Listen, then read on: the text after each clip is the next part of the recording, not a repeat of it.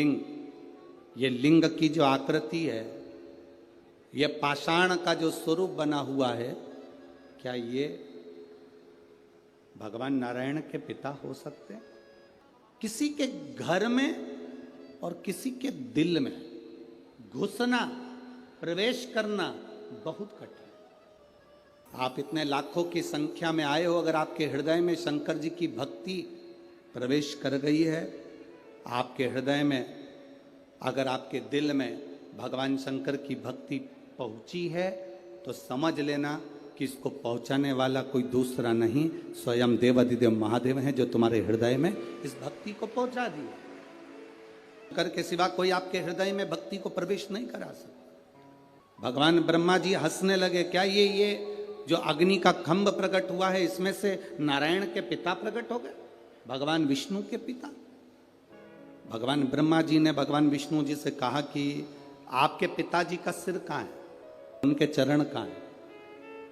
कभी शिवलिंग को देखेंगे आप तो शिवलिंग में चरण कहाँ है और उनके मुख कहाँ है, ये किसको मालूम पड़ेगा? अब इस शिवलिंग का मुख कहाँ है, शिवलिंग का चरण कहाँ है? भगवान ब्रह्मा जी भगवान विष्णु जी पर हंसकर बोले, तुम्हारे पिताजी का चरण और तुम्हारे पिताजी का मुख है कहाँ?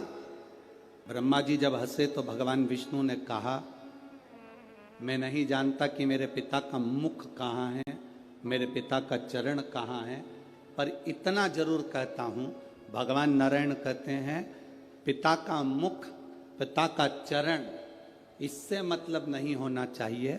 मतलब होना चाहिए कि पिता की छत्र छाया हमारे ऊपर है कि नहीं है, मतलब उससे होना चाहिए।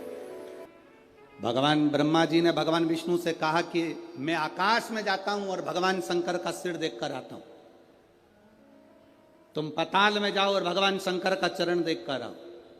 भगवान विष्णु ने मना कर दिया था, मेरे पताल में जाने से कुछ नहीं होगा, शंकर भगवान के चरण मिलना कठिन है। शिव महापुराण की कथा तो यहां तक कहती है कि कोई शंकर का भक्त, कोई शिव का उपासक, कोई शंकर के मंदिर से निकल कर जा रहा हो, कोई शिव जी के मंदिर में रोज एक लोटा जल चढ़ाकर रोज मंदिर से निकल कर जा रहा हो, उसके भी अगर चरण के दर्शन हो जाएं तो समझ लेना कि शंकर के चरण के दर्शन होगा। यही ब्रह्मा जी ने हंसकर भगवान विष्णु से कहा, मैं सिर देख कर आता हूं, तुम पांव देख कर आओ। चरण देखने के लिए भगवान विष्णु पताल में गए, पर चरण नहीं मिले, वापिस आ गए। भगवान ब्रह्मा ऊपर गए, जाते जाते उनको केतकी का फूल मिला, उसको ले लिया। केतकी, तू चलकर बोल देना भगवान विष्णु से कि मुझे भगवान शंकर का सिर मिल गया। केतकी ने कहा, मैं झूठ क्यों बोलूं, शंकर भगवान के सम्मुख में कहने में तेरा क्या जाता है? ब्रह्मा जी ने कहा, तुझे सुगंधित बनाकर रखूंगा, देवताओं पर चढ़वाता रहूंगा, चल बोलना। मेरी बात का अगर विश्वास नहीं करा तो गौ माता निकल कर जा रही थी, गाय को रोक लिया और गौ माता से कहा, तुम नीचे जाकर कहना भगवान विष्णु के सामने कि भगवान ब्रह्मा जी को शंकर भगवान का सिर मिल गया। गाय कहती है, मैं झूठ क्यों बोलूं, गाय, घर में पहली रोटी जो बनेगी तुझे दी जाएगी। एक रोटी के चक्कर में गौ माता झूठ बोल दी, एक रोटी के लिए, एक रोटी के लिए झूठ बोला गया। शंकर भगवान के सामने भगवान विष्णु ने सत्य कह दिया कि मुझे चरण नहीं मिले, तो उनका नाम हो गया सत्यनारायण। से पूछे सत्यनारायण भगवान की कथा कहाँ से निकली है, तो आप बता सकते हो, स्कंद पुराण में से सत्यनारायण भगवान की कथा निकली है। और भगवान शंकर के सामने भगवान नारायण ने सत्य कहा था, इसलिए उनका नाम सत्यनारायण पड़ा। जो ब्रह्मा और भगवान विष्णु के सामने घर्षण कर कर शिवलिंग की उत्पत्ति हुई और भगवान लक्ष्मी नारायण ने सामने खड़े होकर कह दिया, शिव के चरण नहीं मिले, सत्य बोल दिए, इसलिए सत्यनारायण कथा प्रकट हो। ब्रह्मा जी से पूछा, आपको भगवान का सिर मिला?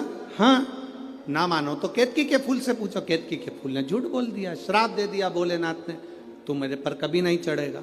गाय से पूछा, गाय ने झूठ बोल दिया, तेरा मुख अपवित्र होगा, तू झूठ बोली इसलिए झूठन खाएगी। ब्रह्मा ने झूठ बोला तो उनका सिर कट गया, कर्मनाशा नदी प्रकट हो गई, शीश कटा हुआ बड़ का पेड़ बन गया। कौन बड़ के पेड़ की पूजा न करे, क्योंकि ब्रह्मा ने झूठ बोला था। तब भगवान नारायण ने कहा कि इस बड़ के पेड़ की कोई पूजन नहीं करेगा, लोग इससे नफरत करेंगे, आप कृपा कर दो। तब भगवान शंकर बड़ के पेड़ के नीचे एक लिंग की आकृति में विराजमान हो गए। शिव जी का नाम बटकेश्वर महादेव पड़ गया। बटकेश्वर